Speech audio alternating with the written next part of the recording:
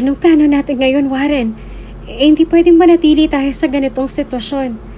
Hindi ko kayang magpanggap. At isa pa, mga magulang mo sila. Isipin mo na lang mararamdaman nila sa oras na malaman nilang hindi naman talaga ikaw ang ama ng dinadala ko. Hindi ko alam, Aurora. Wala akong ibang naiisip ngayon. Maliban na lang sa isang bagay. Bagay na ano? Pretend to be my wife. Sambit ni Warren na ikinalaki ng mga mata ni Aurora sa gulat. Kung bago ka pa lang sa channel na ito, Ate Jane TV, huwag kalimutang pindutin ang notification bell and subscribe button. Sana po hindi naman malaking abala sa inyo ang pagpindot ng subscribe button dahil ang kapalit po nito ay ang pagsuporta para makapag-produce ng mga libreng stories sa mga channels ni Ate Jane. Maraming salamat!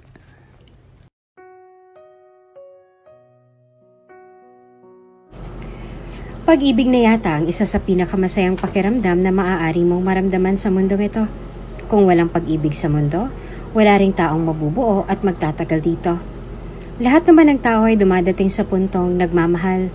Yung tipong magugulat ka na lang dahil laman na ng isip mo ang taong yon, kahit na may minsan mo na rin siyang kinaayawan noon pa man. Parte na ng buhay natin ang magmahal. Tulad nga ng sinasabi nila, hindi ka raw tao kung hindi ka raw marunong magmahal. Taong hindi marunong magmahal? May ganun ba?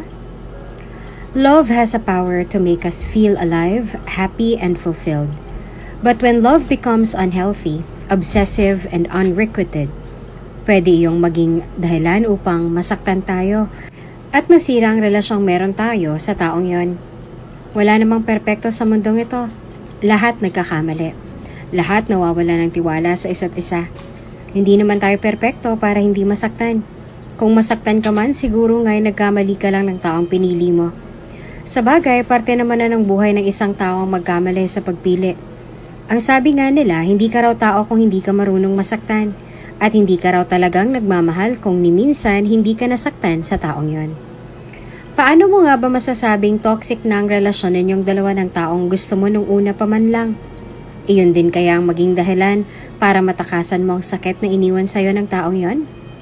Paano kung sa kalagitnaan ng pagtakas mo, makilala mo ang taong magpapatibok ulit sa puso mo?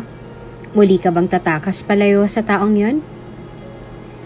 Bakit na kaya hindi sinasagot lahat ng tawag ko sa kanya? Marahan niyang tanong sa sarili habang pinapakinggan ng paulit-ulit na pagkaputol ng linya sa kabila. Mark, answer the damn phone! Gano'n ka ba ka-busy para sagutin man lang ang tawag ko? Dagdag niya pang singhal.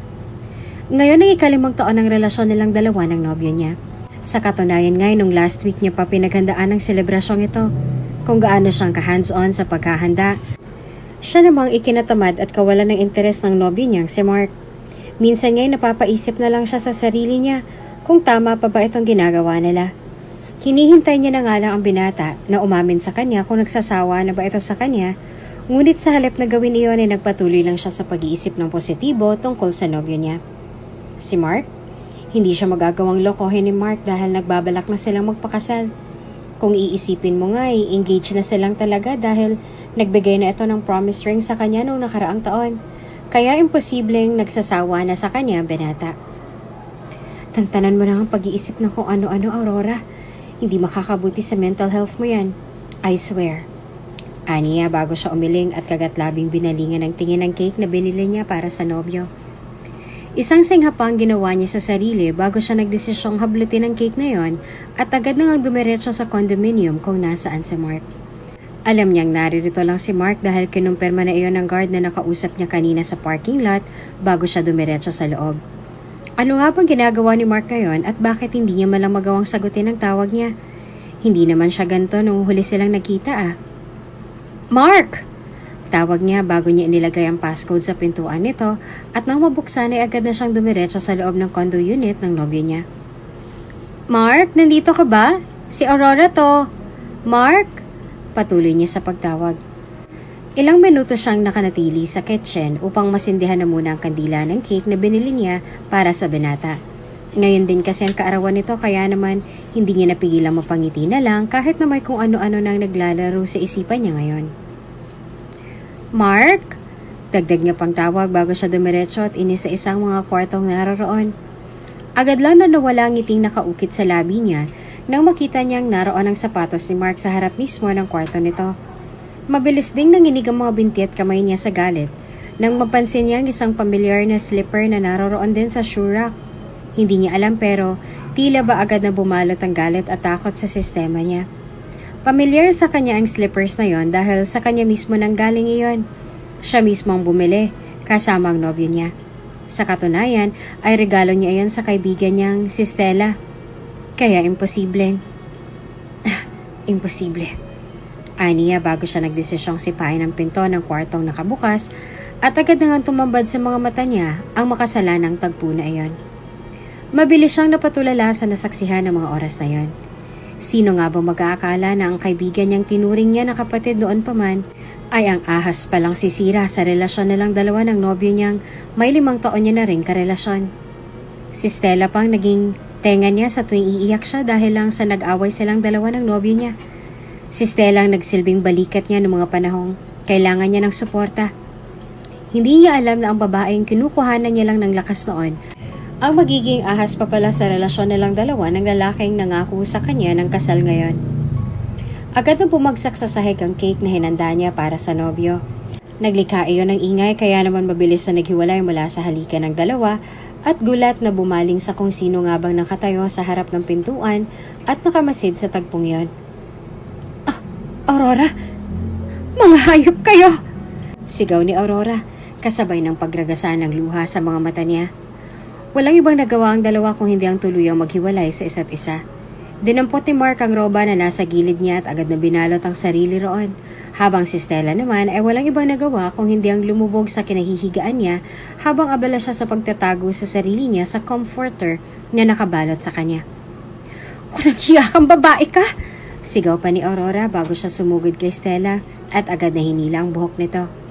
Halos sumiwalay ang kaluluwa ni Stella sa katawan niya dahil sa lakas at puwersang ibinigay ni Aurora sa pagsabunot sa kanya. Walang ibang nagawa ang kaibigan niya kung hindi ang tumili sa nangyari habang si Mark naman ay pilit na hinahatak si Aurora palayo kay Stella. Aurora, tumigil ka nga! Ang kakapal ng mukha niyo! Sigaw ni Aurora sa kanila na sandaling maihiwalay siya ni Mark mula sa dalaga. Tinuring kitang kaibigan at kapatid, pero anong ginawa mo? Inahas mo ako! Aurora! Bakit Aurora? Kasalanan ko ba na nagkukulang ka sa boyfriend mo? Singhal ni Stella habang galit na nakatingin kay Aurora. Sa tingin mo, kung naibibigay mo kay Mark lahat, sa tingin mo maghahanap pa ba yan ng ibang pwedeng mapugpupunan sa lahat ng pagkukulang mo sa kanya? And FYI, wala akong inaahas. So anong tawag mo sa ginagawa mo ngayon? Natatawang singhal ni Aurora bago siya dumampot ng babasaging vase sa gilid bago niya iyon binasag sa gilid na ikinalaki naman ng mga mata ng dalawa. Halika! Babalatan kita nang may maalala ka sa lahat ng ginawa mo. Aurora, ano ba? Sigaw ni Mark. Ngunit sa halip na tumigil ay walang ibang nagawa si Aurora kung hindi ang magpatuloy lang sa pagsugod kay Stella. Let me explain, okay? Let me explain! Mabilis na namilog ang mga mata ni Aurora sa gulat bago siya bumaling sa nobyo niya na ngayon ay humarang sa pagitan nilang dalawa. Agad niya ring ibinaba ang basag na bote at bahagyang natawa ng may mapagtanto. Para bang sa posisyon nito ay animong takot na takot siyang masaktan ni Aurora, ang babaeng nakaupo ngayon sa kama. Hindi naman makapaniwala si Aurora na nagagawa na ngayong protektahan ni Mark ang kaibigan niyang yun. Gayong dati lang ay galit na galit siya rito dahil lang sa hindi ito boto sa relasyon nilang dalawa. Kaya pala hindi boto dahil tipo niya ang boyfriend niya ng mga panahong yon. Let me explain, Aurora. Ipapaliwanag ko sa'yo lahat. Let you fucking explain, Markson? Let you fucking explain this mess? This mess? Sigaw niya na halos umugong sa buong kwarto ng nobyo niya. Let you explain, ha? Ginagago mo ba ako, Markson? Ano i-explain mo sa akin? Kung bakit ka nakapatong sa lintang yan? How dare you call me that? Isa ka pa! Sigaw ni Aurora, sabay duro kay Stella na ikinaatras naman ito. Trinato ka tang kapatid. Pero anong ginawa mo sa akin, ha? Ang agaw kang hayop ka. Linta ka. Ano ba, Aurora? Singhal ni Mark, lalo na nung magsimula muling suguri ni Aurora si Stella. Aurora! Make her stop, Markson!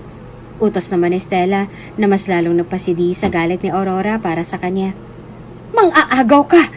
Ano ba? Sigaw ni Stella bago siya nito tinulak at nagdesisyong tumayo mula sa gilid ng kama na ikinalaki ng mga mata ni Aurora. Kasalanan ko bang akong pinili ng nobyo mo over you? Sigaw ni Stella sa kanya na bahagya niyang ikinatigil nang dahil sa labis sa pagkabigla sa narinig. Napansin niyo ni Stella, kaya naman agad siyang napangisi nang makita ang reaksyon ng kaibigan. Yes, you heard it right, Aurora. I made him choose.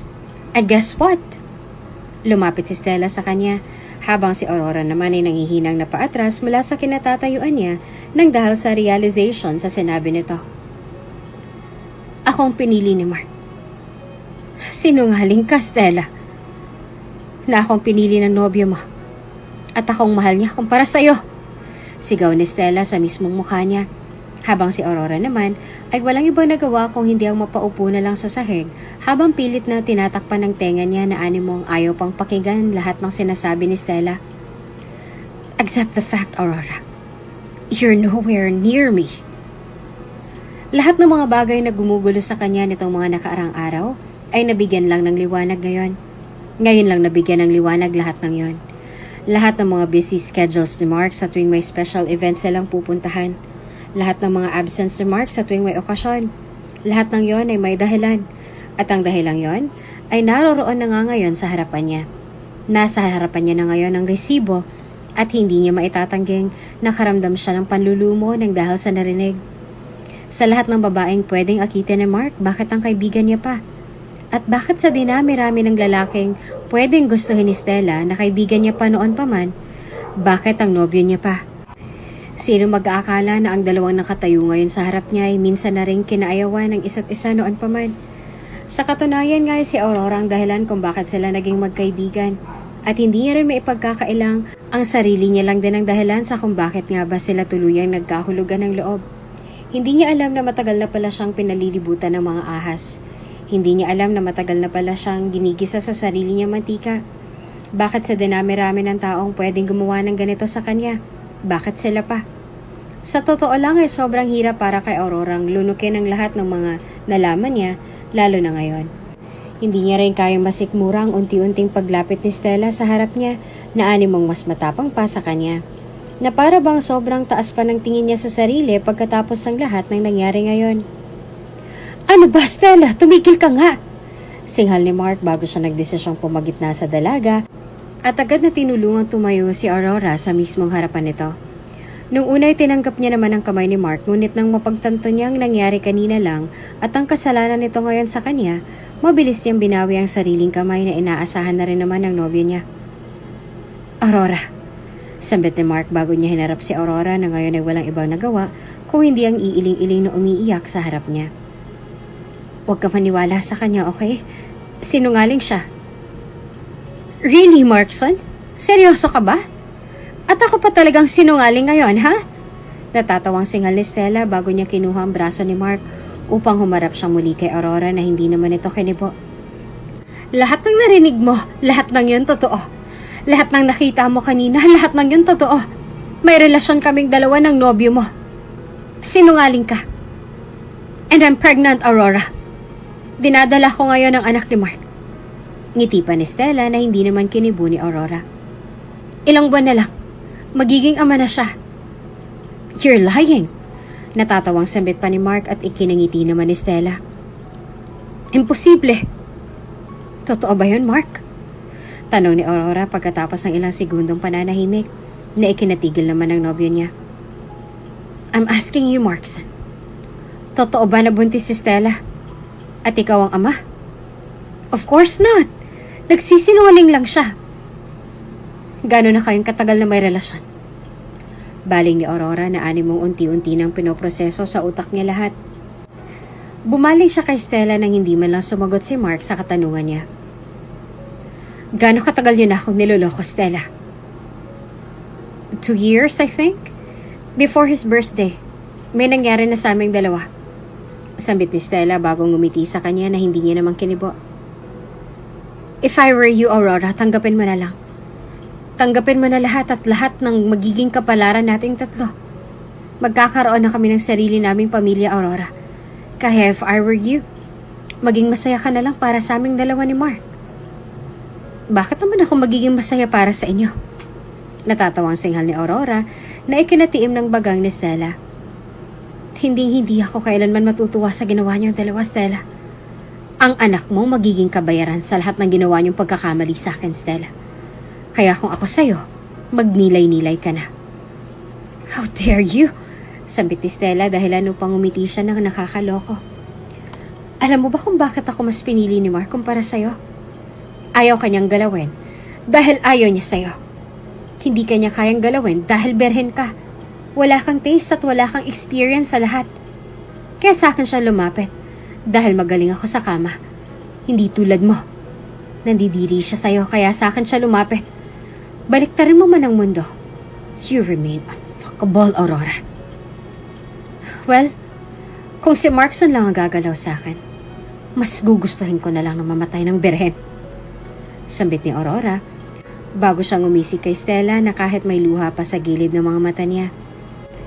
Hindi pinagmamalaki ang mga ganyang klase ng achievement, Stella. Kung ako sa'yo, ititikom ko na lang bibig ko. Baka marami pang makaalam na marami nang nakagalaw sa'yo. Or worse, kumalat sa lahat na marami nang nakakita sa pechay mo. Bukod dyan sa nobyo ko. Aniya pa na ikinalaglag ng panga ni Stella. Sa halip na makipagsagutan pa sa dalaga ay wala nang ibang nagawa si Aurora kung hindi ang nagmamadaling lumabas ng kwartong yon.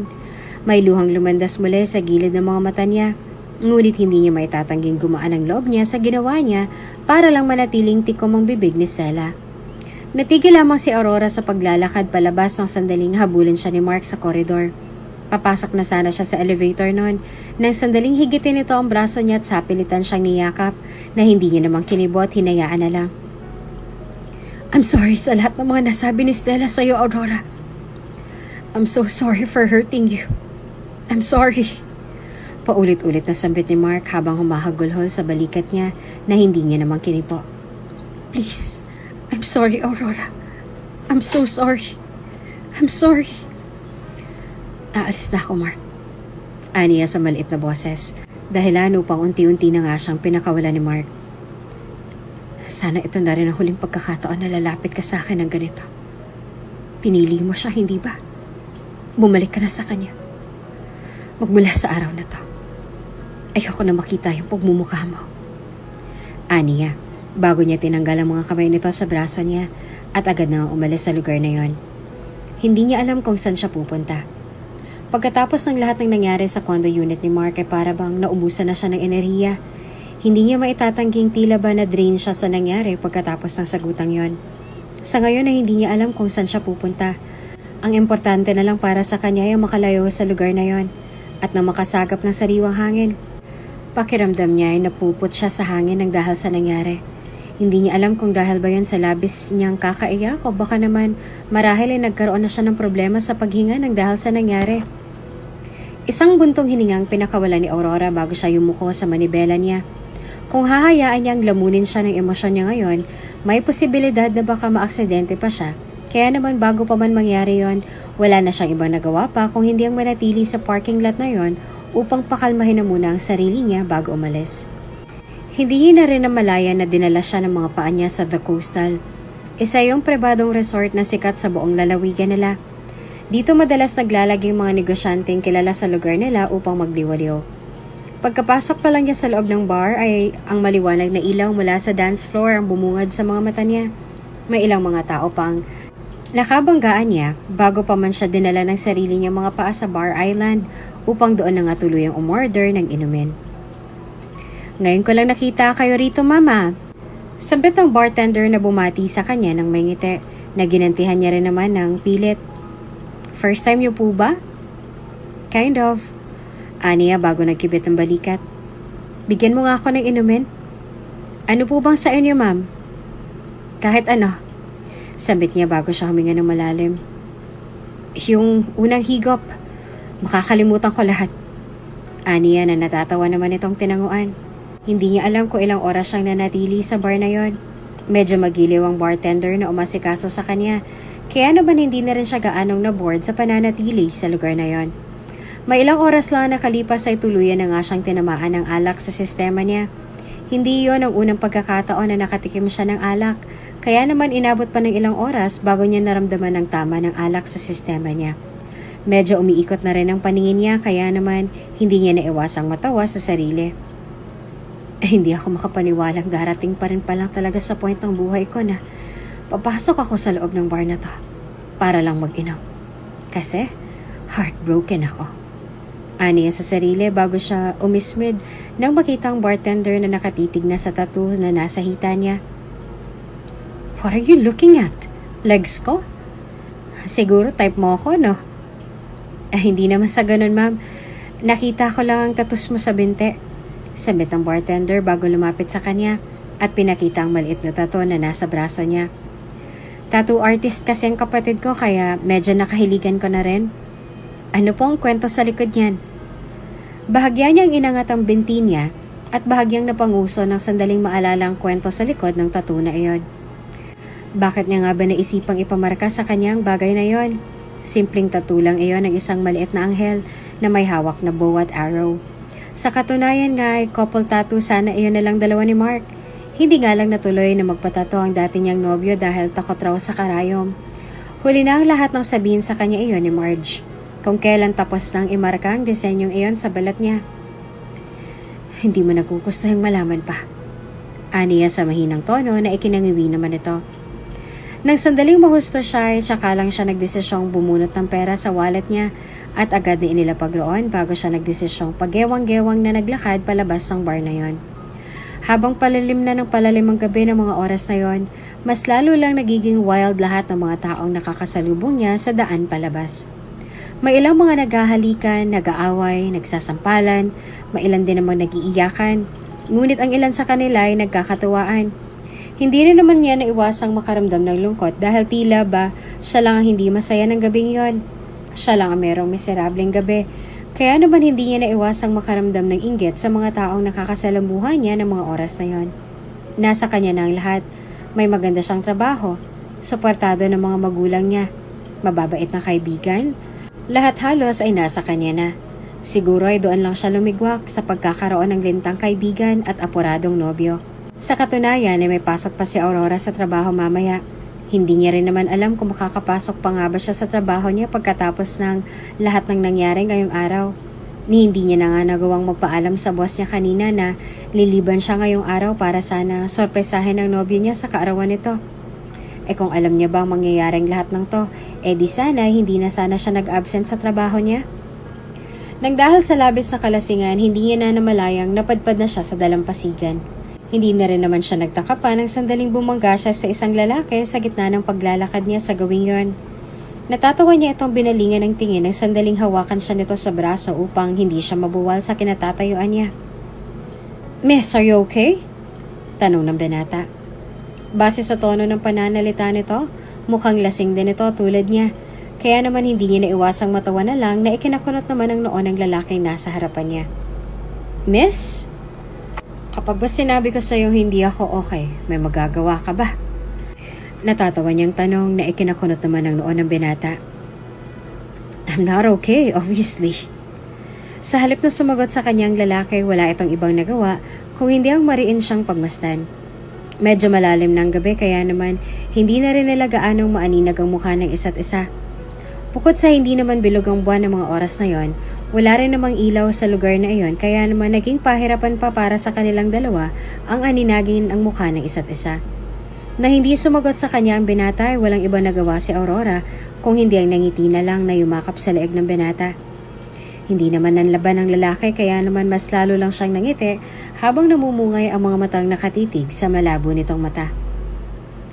Balungkot ako ngayon. Gusto ko ng kasama. Pero wala akong mahingian ng tulong. Aniya bago nangingiting nagbaba ng tingin sa binata habang nananatili pa rin nakayakap sa leeg nito. Gusto ko na magpahinga. Kailangan mo nang matulog. Pahinga, gusto ko. Aniya bago muli nag-angat ang tingin dito at ngumiti na hindi malamang nito ginantihan. Do you mind? Dagdag pa niya bago siya tumingkayad at humalik sa labi ng lalaking nayayakap niya. Walang iba nagawa ang lalaki kung hindi ang gandihan lahat ng yakap niya. Naramdaman ni Aurora ang marahang pagyakap ng malalaki nitong kamay sa maliit niyang bewang, kaya naman mas lalo niyang pinag-igihan ang paghalik dito. Sa mga sumunod na nangyari, hindi niya na nagawang kontrolin ang sarili niya. Hindi niya alam kung resulta ba ito ng alak na nainom niya o marahil ay pareho lang sila ng nararamdaman ng lalaking kahalikan niya ng mga oras na yon. Ang sabi ni Stella ay nandidiri raw si Mark sa kanya dahil berhen pa siya at ni minsan ay hindi man lang nagkaroon ng karanasan sa mga ganong klase ng gawain. Well, childish man para sa iba, pero kung ito lang ang tanging paraan upang maipamukha niya kay Mark na hindi lang siyang kaisa-isang lalaki sa mundo, gagawin niya ito para lang makaganti rito. Sa totoo lang, ay wala naman talaga siyang dapat na ikahiya kung berhen pa siya. Hindi niya alam pero tila ba may kung anong salita si Stella na nakapagpa-trigger sa kanya para gawin ang bagay na to. Tama lang ba ito? Masyado lang niyang pinupuwersang sarili niya sa mga bagay na hindi niya naman talaga kailangan gawin para lang may mapatunayan sa ibang tao. Ouch! Mahina niyang daing nang maramdaman ng kirot sa parting yon. Nahihilo pa siya ng sandaling nilingon niya ang kabuuan ng silid kung nasaan sila. Kung hindi siya nagkakamali, nasa loob sila ng isang exclusive suite na kung hindi siya nagkakamali ay parte pa rin ng resort kung saan siya nagpunta kagabi. Dahan-dahan niyang binalingan ang tabi niya at halos manlaki ang mga mata niya sa gulat nang may makitang may nakadapa sa tabi niya. Unti-unti niyang nilingon ang sarili niya sa ilalim ng duvet at halos maiyak nang maalala lahat ng nangyari kagabi sa pagitan nilang dalawa ng lalaking nakadapa ngayon sa gilid niya. Holy... Shh! Usal niya bago siya nagdesisyong umalis sa kama na yon. Well, wala naman siyang pinagsisisihan dahil ginusto niya namang mangyari ang bagay na yon. Hindi lang talaga siya makapaniwala dahil sa wakas ay may maipagmamalaki na siya kay Mark. May pagmamalaki nga bang talagang bagay na yon? Medyo malabo na sa kanya ang lahat dahil nga sa labis sa kalasingan kagabi. Ang tanging naaalala niya lang ng mga oras na yon ay may lalaki siyang nakilala sa dalampasigan bago sila nagdesisyong pumanhik sa hotel. Ang ilan sa mga naaalala niya ay medyo malabo na, kaya naman ang makita niya ang sarili niyang walang saplot na nakahiga sa gilid ng lalaking nakaniig niya kagabi, doon lang tila ba bumalik sa alaala niyang lahat. May nangyari sa kanila ng lalaking iyon. Sa lalaking hindi niya malang kilala, ngunit masasabi niyang hindi basta-basta. Umalis siya sa lugar na yon nang hindi malang ginigising ang lalaki na kaniig niya kagabi. Wala na rin naman siyang pakialam sa kung anong iisipin ng lalaking yon. Ang importante na lang para sa kanya ngayon ay ang makaalis sa lugar na yon nang hindi malang nagpapaalam sa lalaking yon. Bakit pa siya magpapaalam kung hindi naman nila kilalang isa't isa? Hindi na rin naman importante pa kung makilala niya man ang lalaking yon dahil natitiyak niyang iyon na rin naman ang una't huli nilang pagkikita at wala na rin namang susunod pa kung sakali. Huli ka! Mabilis na napatalon sa gulat si Aurora nang sandaling gulatan siya ng kaibigang si Melba. Bahagya itong natawa nang makita ang pamumula ng mukha ng kaibigan. Kaya naman mas lalo ding nanaig sa kanya na dagdagan ng takot na makikita sa mukha ni Aurora ng mga oras na yon. Yari ka kay manager. Alam mo bang maghapon kanyang tinatawagan kahapon? Pero hindi mo malang sinasagot lahat ng tawag niya. Nang dahil sa'yo, nagkapatong-patong lahat ng trabaho namin. Sambit ni Melba bago niya marahang siniko ang kaibigan sa upuan nito. Ano? Wala ka man lang bang say, Aurora? Any last will bago ka pa man matanggal sa trabaho mo? May pinuntahan lang ako kahapon kaya hindi na ako nakapagpaalam sa inyo. Pinuntahan?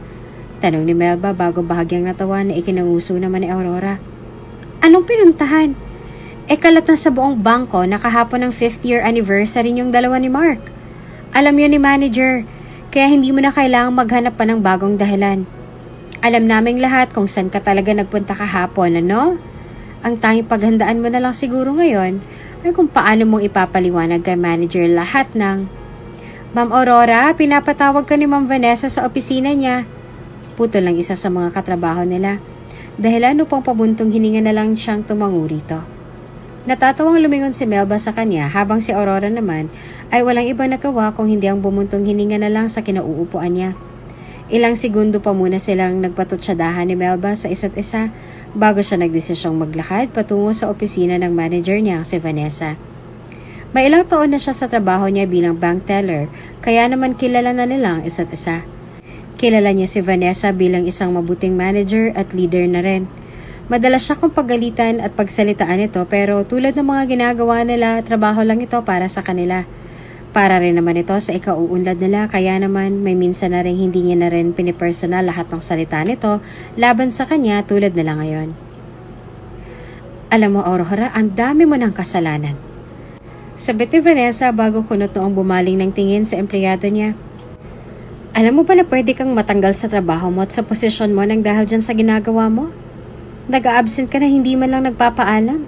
Neha-neho, wala kaming kaalam-alam ng mga katrabaho mo, Aurora. Yung totoo, mahal mo ba talaga ang trabaho mo? Mahal po, ma'am. Sagot niya rito. Kung ganun pala, bakit mo sinasayang oportunidad na to, Aurora? May bahid ng dismaya nitong sambit na ikinanguso niya na lang. Alam mo, simula nung napalapit ka sa nobyo mong yon, palagi ka na lang nawawala sa sarili mo. Palagi ka na lang nawawala ng oras sa trabaho mo. Magagawa ka bang buhayin ng lalaking yan kapag nawalan ka ng trabaho rito, Aurora? Nakayuho siyang umiling na ikinahinga naman ito ng maluwag. Aurora, iha. Sinasabi ko lang lahat ng to dahil nag-aalala ako sa'yo. Profesional ka, iha. Kaya sana magpaka-profesional ka naman. Mataas ang tingin sa'yo ng lahat, oh. Sasayangin mo pa ba? Hanggat maaari, wag mo na lang dalhin sa trabaho mo yung pakikipagrelasyon mo sa lalaking yan. Oo, gets kita, mahal mo siya. Pero magagawa ka bang pakainin ng pagmamahal niyang yan sa'yo? Maraming mawawala sa'yo kung hindi ka mag-aayos, iha. Mawawalan ka ng housing assistance, trabaho, allowance. Tingin mo ba maibibigay yun ng boyfriend mo kapag nagkataon? Hindi po. Aniya. Kaya nga, iha. Sambit nito bago ito bumuntong hininga at umupo na sa upuan niya. Tapos na tayo sa meeting ngayon, iha. Pero bago kita pakawalan, pwede bang mag-request ako sa'yo tungkol sa isang bagay? Ano po, ma'am? Baka pwedeng... Sambit ni Vanessa bago siya nag-iwas ng tingin kay Aurora at napanguso na lang. Baka pwedeng mag-lie-low muna kayo ng boyfriend mo.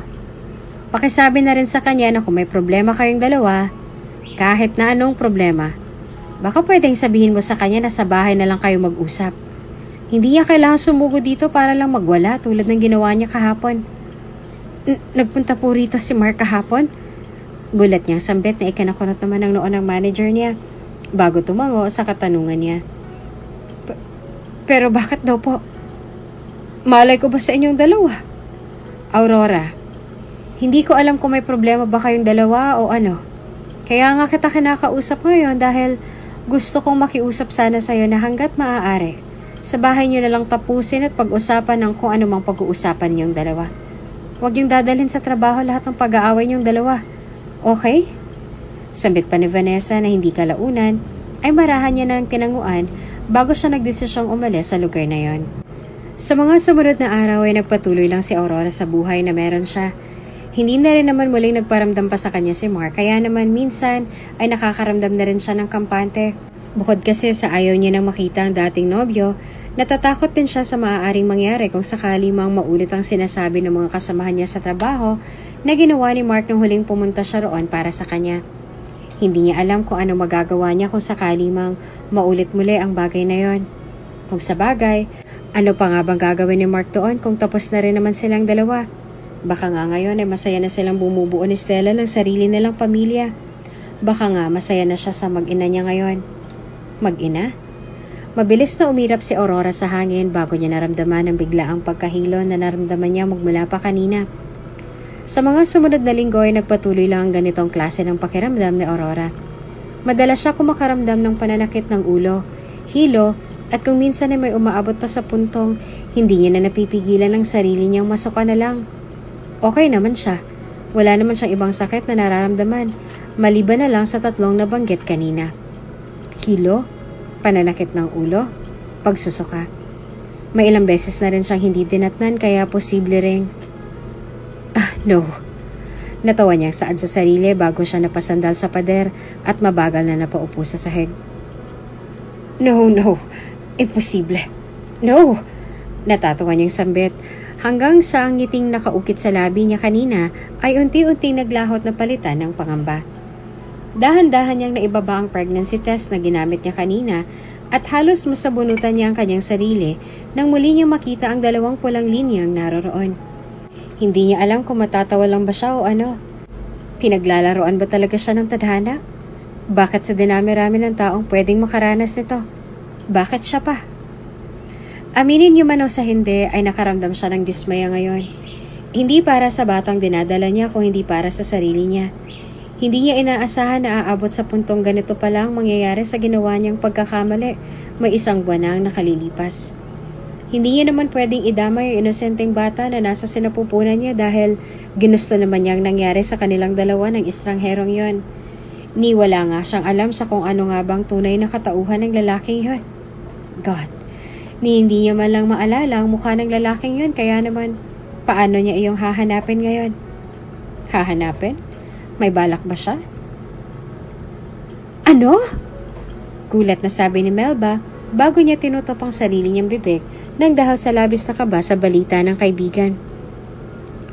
Kung hiwalay na kayong dalawa ni Mark, ibig bang sabihin yan? Buntis ako. At hindi si Mark ang ama ng dinadala ko, Melba. Oh, edi, congrats? Patanong nitong sambit bago humalukip-kip sa harapan niya na ikinataas na lang ng kilay niya. Alam mo, Aurora, mas lalo lang talagang masisira ang buhay niyo ng batang dinadala mo kung si Mark ang ama niyan. Mas mabuti nang hindi siya ang ama ng dinadala mo kaysa sa... Aniya bago suminghap at muling umayos sa pagkakatayo sa harapan ni Aurora.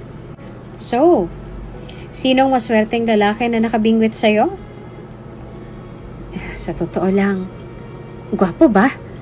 Tanong ni Melba na ani mo hindi pa makapaghintay sa kwento ng kaibigan. I'm sure na gwapo yan. Kasi hindi pwedeng hindi, no, Aurora? Hindi ako makakapayag. Magdadabog talaga ako kung ibinigay mo yung sarili mo sa mga adik sa kanto. Hindi ko gagawin yun, ano, Melba? Okay? Napipikong sambit ni Aurora sa kanya na ikinatawa niya lang. Oo, gwapo siya, pero one night stand lang. Sambit ni Aurora na ikinakunot naman ng noo sa pagtataka ng kaibigan niya. Hindi ko na alam kung nasan siya. Hindi ko man lang maalala ang mukha niya. At isa pa, hindi niya alam na may nabuo na bata sa pagitan naming dalawa. Ano? Gulat at pasigaw na tanong ni Melba. Dahilan upang mapabaling ng tingin sa kanila ang lahat ng naroon sa coffee shop kung nasaan silang dalawa. Ano? Ano, Aurora? Ano one night stand? Anong hindi alam? Hindi ko gets. Ihayaan mo muna kasi ako magpaliwanag bago ka mag-react, okay? Pakiusap ni Aurora sa kanya na ikinatango naman ni Melba. Tulad ng gustong mangyari ni Aurora, ginawa niya ang lahat ng makakaya niya para lang maipaliwanag kay Melba ang lahat. Nang marinig ang paliwanag ng kaibigan ay wala nang ibang nagawa si Melba kung hindi ang mapatango na lang dito. Binigyan niya ng isang tingin si Aurora na animong nakikisimpatsa siya sa nangyari sa kanya. Kaya naman walang ibang nagawa si Aurora kung hindi ang mapabuntong hininga na lang sa kinauupuan niya. Ano nang balak mo sa bata niyan, Aurora? Tanong ni Melba na ikinabuntong hininga niya na lang. Hindi mo naman siya pwedeng palakihin ng walang ama. And knowing you, alam kong hindi mo siya mapapalaki ng ikaw lang mag-isa at walang sumusuporta sa'yo. Hindi ko rin naman siya pwedeng i-abort dahil siya lang naman ang meron ako, Melba. Aniya bago siya bumuntong hininga sa kinauupuan niya. Bubuhayin ko siya kahit na anong mangyari. Kahit na walang suporta at hindi ko makilala ang ama ng dinadala ko, bubuhayin ko pa rin siya. Kaya ko siyang buhayin ng ako lang mag-isa, Melba. Hindi ko kakayanin pumatay ng isang inosenteng sanggol dahil lang sa hindi ko siya hiniling. Ginusto ko to, diba? Kaya papanindigan ko to. Aniya. Sa halip na sumagot ay walang ibang nagawa si Melba kung hindi ang mapatango na lang sa kanya. Si Melba ang naging saksi sa pagbubuntis ni Aurora sa anak niya. Siya ang naging katuwang ni Aurora ng mga panahong sinugod ang dalaga sa ospital dahil sa pagkakaroon ng sipon at trangkaso. Siya rin ang naging saksi sa kung paanong naghirap si Aurora sa morning sickness na palagi niya nang nararanasan tuwing umaga. Pakiramdam tuloy ni Aurora ay malaki nang naging perwisyo niya sa kaibigan, kaya naman hindi niya tuloy na iwasang magpasalamat na lang dito. Naging mahirap ang pagbubuntis ni Aurora sa anak niya. Ang sabi ng nanay niya noong mga panahong nabubuhay pa ito, Nasa dugo nila ang hirap sa panganganak at yun ang dahilan sa kung bakit kaisa-isa lang siyang anak ng mga magulang niya. Simula nang mamatay ang mga magulang niya, wala na siyang ibang naging katuwang kung hindi ang sarili niya. Kaya naman ganito na lang ang tuwang nararamdaman niya simula nang malaman niyang buntis siya at dinadala niya ang anak ng estrangherong yon. Kung sino man ang lalaking yon, gusto niya magpasalamat dito dahil binigyan siya nito ng pagkakataong magkaroon ng anak at magkaroon muli ng bagong katuwang sa buhay niya. Kahit na aminin niyang disgrasya lang nangyari at hindi niya ginusto ang lahat ng ito nung una pa lang. Ni minsan na hindi pumasok sa isip niyang ipa-abort ang anak niya dahil hindi niya kakayanin ang bagay na iyon. Aksidente man o hindi, anak niya yon. Aksidente man o hindi, buhay yon. At aksidente man o hindi, inosente ang batang yon. Tanggal ka na, Aurora. Agad na nanlaki ang mga mata ni Aurora sa gulat. Kaya naman walang ibang nagawa si Vanessa kung hindi ang dismayado na lang na mapailing sa sarili niya. Maging siya'y hindi kumbinsido sa naging desisyon ng nasa taas, ngunit iyon ang bilin sa kanila. Wala rin naman siyang pwedeng tanggalin sa mga empleyado niya dahil very hands-on at bigay todo talaga ang lahat ng ito. Maliban kay Aurora, na madalas kung magkasakit at may 4 na buwan na rin ang pinagbubuntis nito. Pero ma'am, gamitin mo na lang tong opportunity na to para makapagpahinga, okay? Sambit ni Vanessa bago siya malungkot ng umiti kay Aurora na ikinayuko naman ito. Nagkaroon ng problema sa bangko, Aurora. At alam mo yan, milyon-milyon ang muntik nang mawala. Mabuti na lang at nagawa ng paraan dahil kung hindi, nasala ang lahat ng yan. Lahat tayo mapuputukan. Pero bakit ako lang po ang haharap sa consequences, Ma'am Vanessa?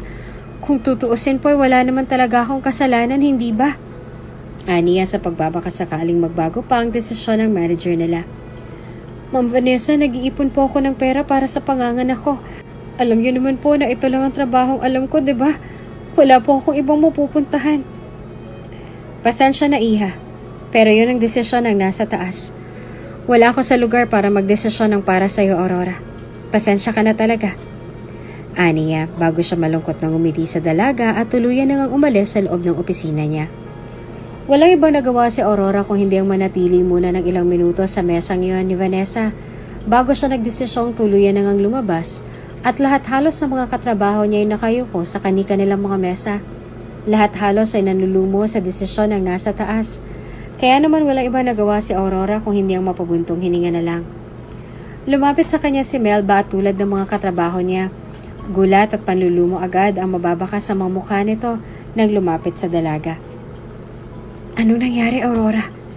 Tanong niya bago niya pinilit na hinanap ang mukha ni Aurora.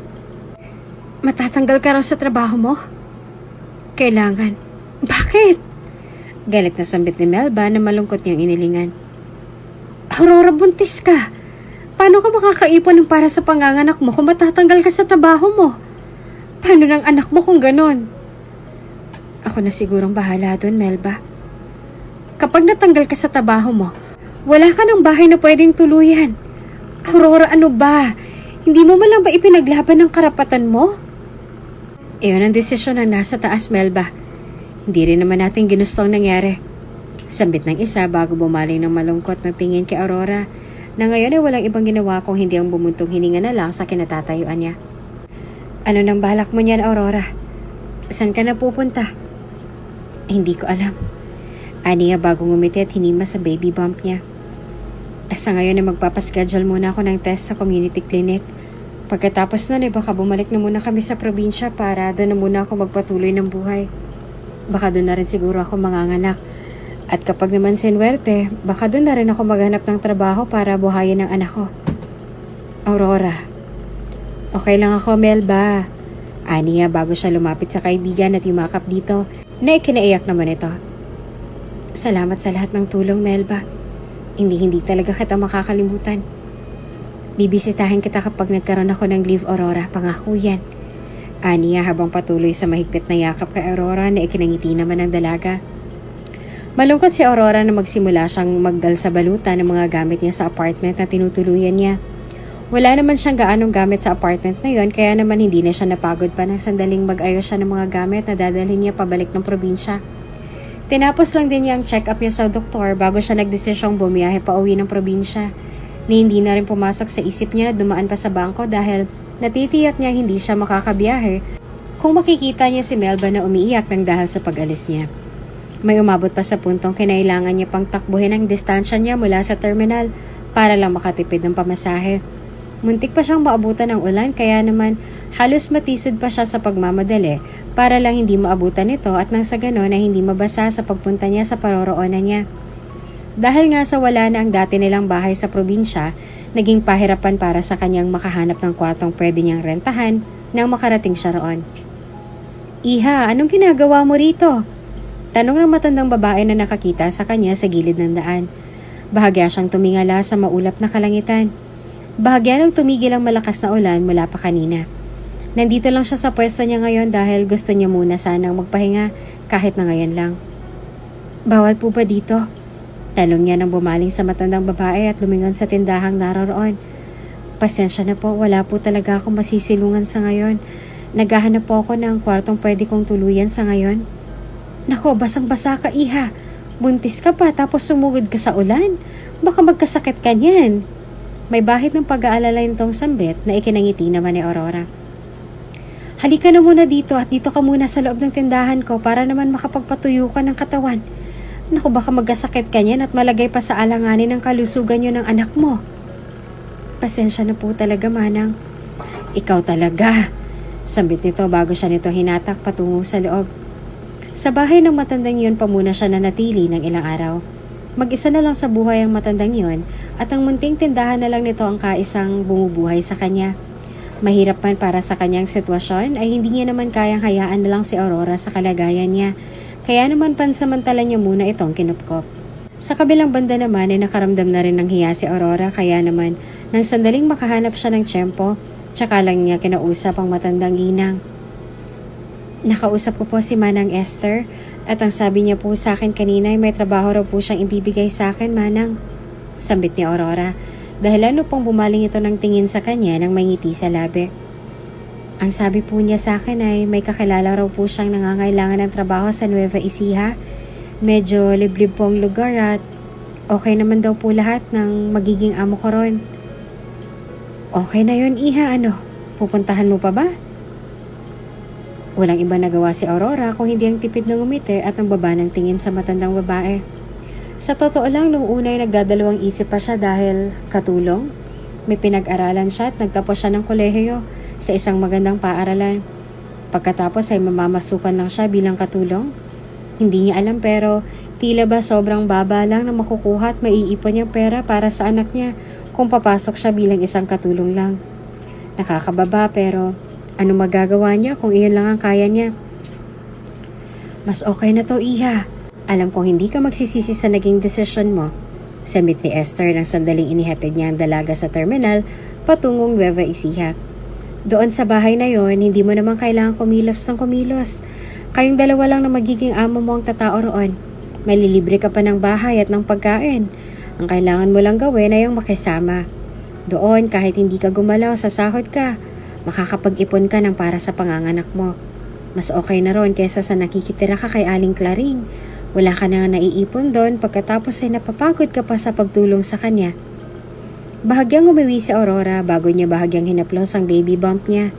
Hindi niya alam pero tila ba nakaramdam siya ng comfort nang muli niyang maalalang hindi na nga pala siya mag-isa sa hamong to. May kailangan na siyang paglaanan ng oras at lakas. At kung ito lang ang tanging paraan na nakikita niya para lang may maipon na pera para sa panganganak niya, kahit na ayaw niya sa magiging trabaho niya, wala na rin siyang nagagawa pa kung hindi ang tanggapin ito. Ngayon lang naman at kapag nagawa niya ng kumilos, kapag nakapanganak na siya, aalis na rin siya roon upang maghanap ng mas magandang trabaho na pwedeng bumuhay sa kanilang dalawa ng anak niya. Kung hindi mo tinanggap ang trabahong to, wala ring tatanggap sa'yo dahil buntis ka at malapit na ring manganak.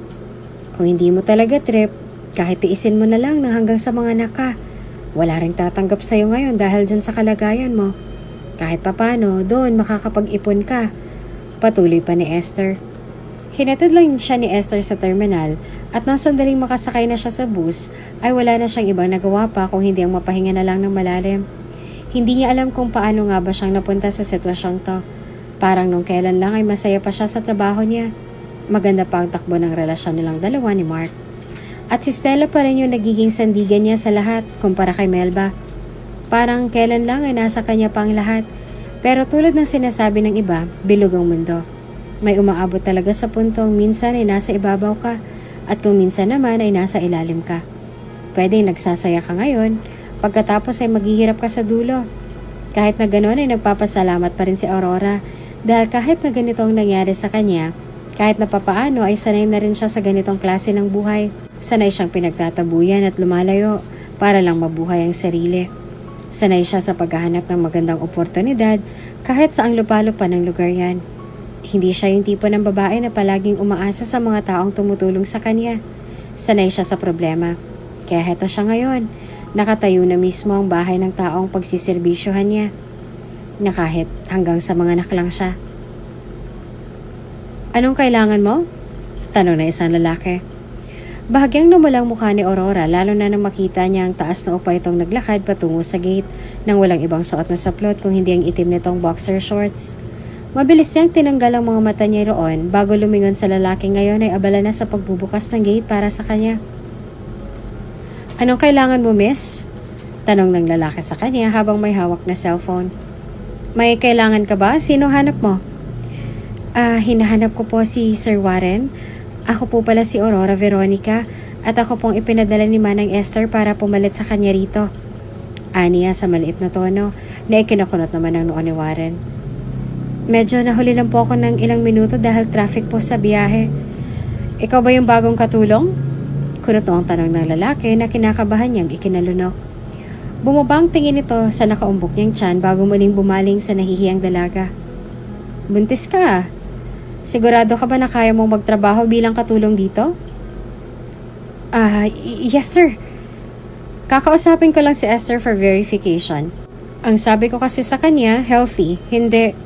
Putol niya sambit bago siya umiling sa sarili niya at agad na binuksan ng tuluyan ng gate para papasukin ang dalaga. Sige, pumasok ka na pero hintayin mo ako sa may salas, may tatawagan lang ako. Aniya bago niya pinagmasdan ng dalaga na maglakad patungo sa mansyong yon. Medyo malaki ang bahay kaya naman hindi na iwasan ni Aurora ang mamangha na lang. Medyo may pagka-Spanish style ang exterior nito kaya naman halos malaglag ang panga ni Aurora sa labis sa pagkamangha. Sa kabilang banda wala namang ibang nagawa si Warren kung hindi ang tawagan ng dati niyang katulong na si Esther para lang questionin ang tungkol sa iniutos niyang hindi malang nito nagawa ng maayos. Hello sir? Ang sabi ko bata at healthy, hindi buntis Esther. Tingin mo ba makakagawa to ng maayos dito kung nagdadalang tao? Ang akala ko ba'y tutulungan mo ako bago mo ako iwanan dito, Manang? Aniya dahilan upang bahagyapang matawa si Esther sa kabilang linya. Sabihin mo nga sa akin, Manang, utos ba to ng mga magulang ko para pahirapan niyo ako ng ganito? Hindi naman sa ganon, iho. At isa pa, kilala ko naman si Aurora bilang masipag na dalaga. Warren, ngayon lang yan, dahil buntis yan. Pero kapag nanganak na yan, tsaka mo na lang maiintindihan lahat ng sinasabi ko ngayon. Pangako, iho, masipag yan si Aurora. Hindi mo na siya kailangang utusan dahil kusayang kumikilos. At isa pa, wala akong pwedeng pagkatiwalaan sa iyo rito bukod sa kanya. Sambit ito na ikinahinga niya ng malalim. Kung gusto mo, pwede naman kitang hanapan ng bago. Pero bigyan mo muna ako ng 1 hanggang 2 linggo para... Ay, hindi na kailangan, Manang. Ha? Okay na ako sa babaeng inirecommend mo, Manang. But make sure na walang bad record to, ha? Okay? Bili niya rito na natatawa naman itong tinanguan sa kabilang linya. Walang ibang nagawa si Warren kung hindi ang kunot na maglakad patungo sa salas kung saan tahimik lang na naghihintay ang dalawa. Bahagya siyang napahinga ng malalim nang muli niya makita ang tiyan nito. Alam ba ng asawa nito na namamasukan ng asawa niya bilang katulong sa bahay niya? At bakit nga ba siya naghahanap ng trabaho ngayon kung buntis siya? Hindi ba't kung tutuusin dapat nasa bahay lang siya at nagpapahinga hanggang sa mga anak siya? Pasensya na sa paghihintay, Miss Veronica. Kinausap ko pa si Esther. Sambit ni Warren dahilan upang umayos ang pagkakaupo si Aurora at bahagyang namulang sandaling umupo si Warren sa sofang kaharap niya. Kailangan ko kasi ng kasambahay ngayon dahil nga sa umalis na si Manang Esther. Actually, hindi ko naman talaga kailangan ng kasambahay. Ang kailangan ko lang ay cook. But since ikaw ang nirefer ng dati kong kasambahay at malaki naman ang tiwala niya sa'yo, tingin ko ay okay ka na sa akin. Marahang tumango sa kanya si Aurora, tahimik na lang na nangiti. Dito sa bahay ko, wala kang ibang gagawin kung hindi ang magpunas-punas lang. Kung kinakailangan mo magluto, magluto ka. Kaya ko namang magluto ng para sa sarili ko. So overall, magluluto ka lang para sa'yo. Dito sa bahay ko, tayong dalawa lang. So, kung nakakaramdam ka ng pagkaila ngayon pa lang, burahin mo na yan. Mabait naman akong tao, Aurora. Hindi mo naman kailangang matakot sa akin. Kaya kita tinanggap dito sa bahay ko. Sambit ni Warren. Maraming ipinaliwanag sa kanya si Warren na marahan niyang tinanguan na lang. Hindi niya alam kung tama bang hindi siya mailang dito. Sa katunayan na ito pa lang ang kauna-unahan niyang karanasan na makapagtrabaho sa iisang bahay kasama ng magiging amo niya, kaya naman minsan ay hindi niya rin naiiwasang makaramdam ng pagkailang. Ilang beses niya mang tanggalin sa isipan niya iyon ay hindi niya rin magawa dahil naririto si Warren. Magkasama sila sa loob ng iisang bahay ng lalaking makakasama niya sa loob ng ilang buwan. Kahit sino naman ay maiilang, hindi ba? Gwapo si Warren at isa yon sa mga bagay at dahilan sa kung bakit siya nakakaramdam ng pagkailang dito. Noong una ay naiilang siya lalo na nang makita niya itong tanging boxer shorts lamang ang kaisa-isang nagtatago sa kaubdan nito. Pero sa mga sumunod na araw ay masasabi niyang kahit na papaano ay unti-unti na rin siyang nasasanay sa boss niya. If you don't mind, pwede ba ako magtanong sa'yo, Aurora? Tanong ni Warren na animong hindi na nagawang pigilin pa ang sariling na questionin ng dalaga. Alam ba ng asawa mo na nagtatrabaho ka rito bilang kasambahay ko? Hindi naman sa nangingialam ako, ha? Pero hindi ba dapat ay nananatili ka na lang sa bahay para magpahinga ka at mag-relax? Hindi mo kailangang magtrabaho rito, lalo na kung nasa ganyang kalagayan ka. Baka magkasakit ka pa at magkaroon pa ng problema ang anak mo. Okay lang po ako, sir. Aniya bago siya bahagyang napanguso at muling naalala ang lahat ng nangyari sa kanya. At saka wala po akong asawa kaya alam kong wala rin pong maghahanap sa akin kung nandito man po ako. Anong ibig mong sabihin? Tanong ni Warren na animong naguluhan pa sa sinabi niya. Anong wala kang asawa? Gumuwi si Aurora at hindi yun nakatakas sa paningin niya kaya naman bahagya pang napaangat ang kilay niya. Ibig bang sabihin nun ay hindi pa kayo kasal ng boyfriend mo? So live-in kayong dalawa. Wala rin po akong nobyo, sir. Sagot ni Aurora. Bago nahihiya at tumumulang mukhang nagbaba ng tingin sa kinauupuan niya. Sa totoo lang po, sir, hindi po talaga ako komportable na pinag-uusapan ng tungkol sa amin ng anak ko kaya... Oh, okay then. I'm sorry. Sambit ni Warren bago siya nahihiyang tumango sa dalaga na ikinaiwas naman ito ng tingin. I'm sorry for asking. Hindi ko naman alam. Hindi ko rin naman mapigilan ang sarili ko kaya natanong ko lang. Sige na at magpahinga ka na sa kwarto mo. Aniya na nahiya naman itong ikinatango. Marunong namang makisama si Aurora kaya naman kahit na papaano ay naging komportable na rin si Warren sa kanya sa mga sumunod na araw. Aminin niya man o sa hindi ay may angking kagandahan ng dalaga. Kaya naman may minsan niya na rin itong lihim na pinagmamasdan mula sa malayo. Hindi niya alam kung bakit pero tila ba interesado siya sa dalagang yon kahit na wala pa siyang isang linggo sa pamamasukan niya bilang katulong sa bahay ni Warren. Silang dalawa lang ang tao sa bahay na yon kaya naman silang dalawa lang din ang nag-uusap. Doon lang binanggit ni Warren kay Aurora na dati niyang kasambahay ang matandang babae na nag-refer sa kanya. Kaya naman bahagya na lang napanguso si Aurora sa kinauupuan niya habang nakikinig sa kwento ng binata. Mabait si Warren. Kahit na minsan na rin niya itong kinainisan sa hindi maipaliwanag na dahilan. Hindi niya alam kung bakit pero tila ba may pagkakataong umiinit ang dugo niya kay Warren. Kahit kung tutuusin ay wala naman siyang karapatan para kagalitan ito. Gayong ito ang amo niya. Ito ang boss niya. At ito ang lalaking nagpapasweldo sa kanya. Kahit na wala siyang ginagawa sa bahay na ito. Ayusin mong trabaho mo, Aurora.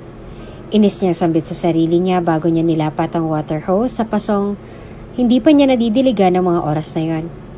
Kapag kinagalitan ka ni Warren at pinalayas ka nang wala sa oras sa bahay na to, wala ka ng ibang mapupuntahan pa.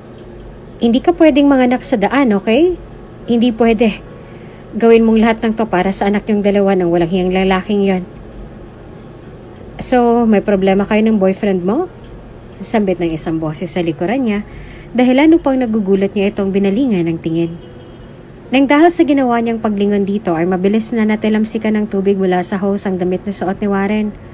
Bahagyang nabasa ang mukha niya nang dahil sa nangyari, kaya naman mabilis pa siyang napapikit at napaiwas mula sa dalaga na ikinalaki naman ang mga mata ni Aurora bago niya pinatay ang water hose. Hala, sir, sorry po! Sambit ni Aurora bago muling uminit ang ulo niya. Bakit iinit? Dahil hindi naman siya mababasa ng tubig kung hindi lang siya nanggugulat. Aminin niyo man o sa hindi ay deserve ni Warren yon dahil hindi naman mangyayari sa kanya yon kung hindi lang siya nakikiisyoso sa pwesto niya. Bakit kasi nandyan ka? Singhal ni Aurora sa kanya dahilan upang taas kilay na lumingon si Warren sa kanya nang matapos siyang punasan ng mukha sa nangyari. Hindi ka naman mababasa kung hindi ka basta-bastang sumusuot sa kung saan-saan. Excuse me? Natatawang sabit ni Warren na ikinanguso niya na lang. Are you blaming me? Sinisisi mo ba ako sa ginawa mo? Hindi ba obvious? Sambit ni Aurora bago niya padabog na kinuha ang hose at umalis na sa lugar na yon. Naiwan si Warren sa kinatatayuan niya habang pinagmamasdan si Aurora na padabog na kinaladkad palayo roon ng water hose na dala niya. Hindi niya alam kung bakit ngunit bahagya na siyang natawa mula sa kinatatayuan niya. Hindi niya maintindihan ang sarili niya sa kung bakit ganito ang nararamdaman niya ngayon. Kung tutuusin ay may karapatan siyang magalit at tanggalin sa trabaho niya si Aurora pero hindi niya alam. Hindi niya alam kung bakit sa halip na inis at galit ang maramdaman niya, tuwa at pagkabigla ang nararamdaman niya ngayon. Nababaliw na nga bang talaga siya? Sir, gusto ko po sana humingi ng paumanhin sa ginawa ko kanina. Sambit ni Aurora nang sinadya pa siya nito sa study room na lihim namang ikinaangat ng labi niya. Hindi po dapat kita sinisi dahil akong may kasalanan ng... God, Aurora, you don't have to. Natatuwang sambit ni Warren dahilan upang kunot noong bumaling ng tingin sa kanya si Aurora. Lutuan mo na lang ako ng dinner na makabawi ka sa akin. Ako naman ang may kasalanan sa nangyari.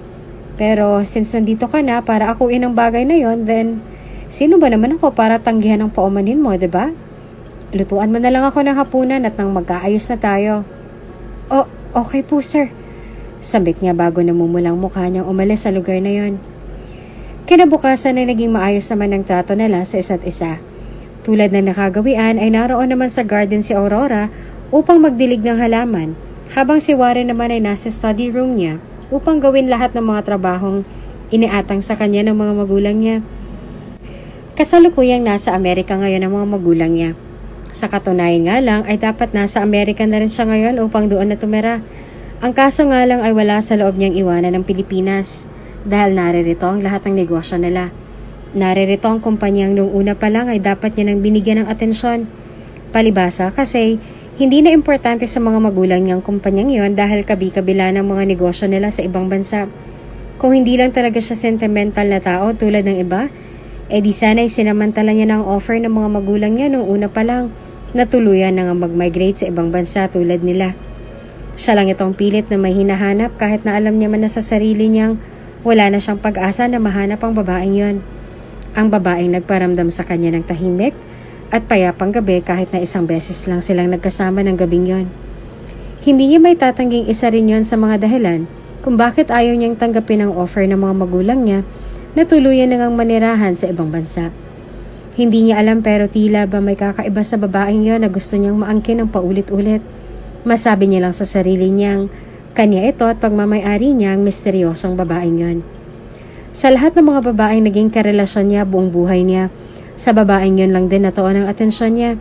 Ang babaeng yon lang ang gumising sa natutulog niyang puso.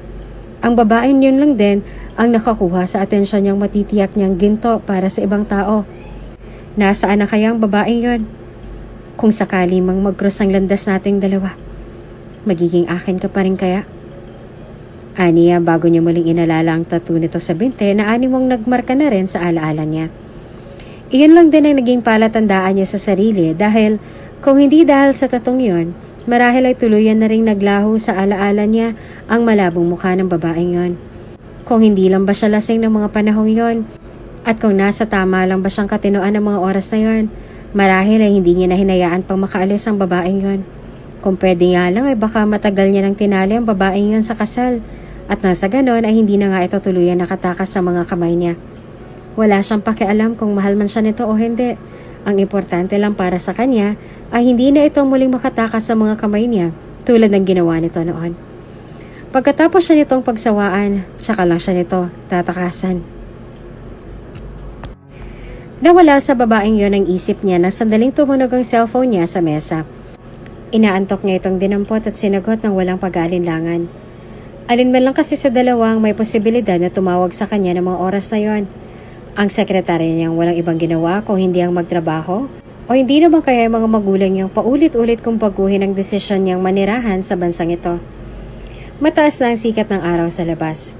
Sa halip na mag-almusal ay naroon siya sa kwarto niya at walang ibang ginagawa kung hindi ang lunurin ng isip niya sa kakaisip sa babaeng yon.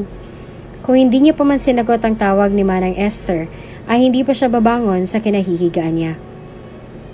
Warren, papunta na riyan ang mga magulang mo. Bungad nito na nakapagpalaki sa mga mata niya sa labis na gulat. Naririto ang mga magulang niya? Mabilis siyang umalis sa pagkakahiga at mabilis na sumilip sa bintana. Halos mapamura pa siya sa sarili nang makita niya kung paanong pinagbuksan ng gate si Aurora sa baba ang mga magulang niyang ni hindi man lang yata nagpaalam na uuwi ngayon sa Pilipinas at dediretso agad dito sa bahay niya sa Nueva Ecija. Abala sa pagdidilig ng halaman si Aurora ng mga oras na yon nang marinig niya ang doorbell mula sa gate. Marahan niyang pinatay ang water hose bago siya nagdesisyong magtungo roon upang pagbuksan ng gate ang dalawang mag-asawa na ngayon ay mariin ang nakatitig sa kanya mula sa labas. Good morning po, ma'am, sir. Aniya bago niya binuksan ang gate nang may ngiti sa labi. Sa katunayan ngay wala namang nabanggit sa kanya si Warren na may bisita nga siya ngayong araw. Ayaw niya namang maging bastos sa dalawang matandang nakangiti at nakatitig na ngayon sa kanya, kaya naman sa halip na hayaan ito sa labas ay wala na siyang ibang nagawa kung hindi ang tuluyan na nga itong pagbuksan ng gate. Tuloy po kayo. Hindi na nagawang tapusin pa ni Aurora ang sasabihin niya nang mabilis siya nitong niyakap na halos ikalaki ng mga mata niya. Sa kabila naman ay walang iba nagawang matandang lalaki kung hindi ang mangiti na lang habang nakatitig sa kanilang dalawa ng asawa niya na ngayon ay nakayakap pa rin sa dalaga. Ikaw siguro ang nobya ng anak ko, no? Sambit nito na ikinakunot ng noo ni Aurora. Yun talagang si Warren. Ako! Bumaling siya sa asawa at bahagyang natawa. Masyado talagang malihim ang batang yon. Kung hindi pa man natin siya binisita rito sa Pilipinas, sabay hindi pa natin malalaman na may asawa na pala siya at buntis na siya sa anak na lang dalawa. Naku ma'am, nagkakamali po kayo. Mama, Papa! Sambit ni Warren bago siya nagmamadaling nagtungo sa gilid ni Aurora. Anong ginagawa niyo rito? Agad na nalaki ang mga mata ni Aurora lalo na nang sandaling maramdaman niya ang kamay ni Warren na gumagapang sa bewang niya. Sinundan niya iyon ng tingin bago siya naguguluhang bumaling ng tingin kay Warren na hindi naman lumingon sa kanya. Narinig niyang tumawa ang matandang babae na nasa harap niya, kaya naman bumaling siya ng tingin dito. Ikaw naman, iho, hindi mo naman sinabi sa amin na may asawa ka na pala at magkakaroon na pala kami ng apo ng daddy mo. Sambit ng ginang bago ngumiti kay Aurora na bahagyang namutla. Nako, Agad na nakagat ni Aurora ang sarili niyang dila, lalo na nang maramdaman niyang hinigit siya sa bewang ni Warren. Kulot na umuli siyang bumaling ng tingin dito, habang si Warren naman ay mababakas na sa mukha na pressured na sa lahat ng nangyayari ngayon. Hindi niya matukoy kung paano niya nga bang tatakasan ang tagpong ito. Matagal nang gusto ng mga magulang niya na mag-asawa na nga siya at nang sa ganon ay magkaroon na rin sila ng apo. At ngayon na naririto na sila at nahuli na sila sa sitwasyong iyon, hindi niya na alam ang gagawin niya. Ito na lang din ang nakikita niyang dahilan para lang tantanan siya ng mga magulang niya. Kaya naman kahit nalabag sa kalooban ni Aurora ang mga mangyayari, wala siyang ibang nagawa kung hindi ang patahimikin ito sa pag-amin sa pamamagitan ng paghigit sa bewang nito na naging epektibo naman. Yes, Mama. Actually, hindi pa pero malapit na. Hindi lang nagawang pigilan ng sarili kaya eto ngayon. Natatawang biro pa ni Warren patungkol sa pagbubuntis ni Aurora na ikinapula ng mukha ng dalaga sa pagkapahiya. Kayo naman, bakit kasi biglaan naman ang pagpunta niyo rito?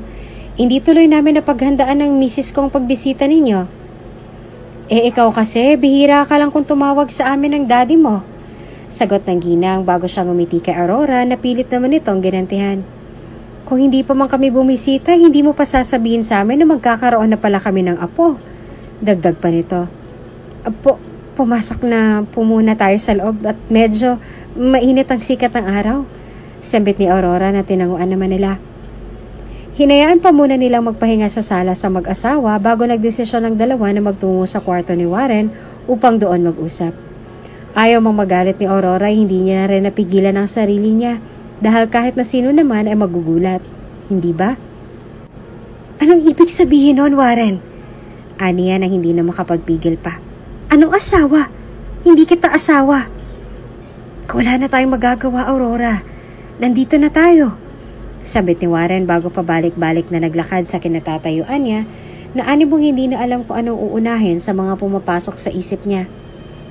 Let's just pretend, Aurora. Hayaan mo na't hindi rin naman sila magtatagal dito. May bahay sila sa Maynila. So I'm sure na dun sila mananatili sa ngayon. Kapag umalis sila, tsaka lang tayo bumalik sa kanya-kanya nating mundo, okay? Pero, dadagdagan kong ipon mo kung gusto mo. Napapikit na sambit ni Warren dahil sa frustration na hindi naman sinagot ni Aurora. Kahit ngayong araw lang, Aurora. Kahit ngayong nandito lang silang dalawa. Ang litanyang yon ni Warren ang pinanghawakan ni Aurora sa mga sumunod na oras. Ang buong akala nga nila ay matatapos ng pagpapanggap nilang yon ang araw ring iyon. Ngunit nagkamali sila sa inakala nila dahil dito kami mananatili hanggang sa mga nakang misis mo, iho. Sambit ng daddy niya na ikanalaho ng ngiti nila sa isa't isa. Humigpit ang hawak ni Aurora sa kamay ni Warren kaya naman walang ibang nagawa si Warren kung hindi ang mapasinghap na lang. Bumaling ng tingin sa kanilang mag-asawa kaya naman wala siyang ibang nagawa kung hindi ang gantihan na lang ang ngiti ng dalawa. Gusto naming makita muna ang apo namin bago kami bumalik sa Amerika. Siyempre, kaisa-isang anak lang namin tong si Warren. Kaya gusto namin, naririto kami sa pagsilang mo sa apo namin, iha.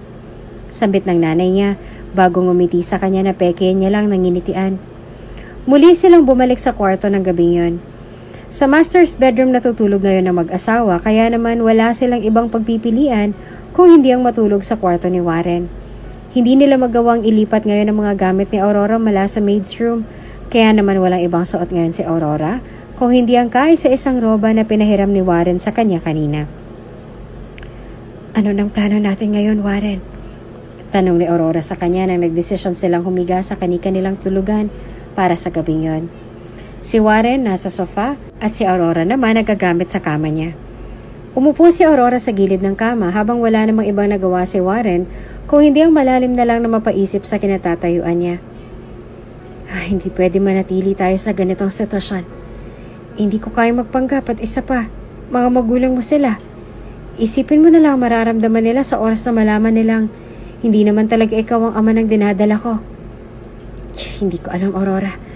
Wala akong ibang maisip sa ngayon. Sambit na lang ni Warren na ikinahinga niya na lang ng malalim.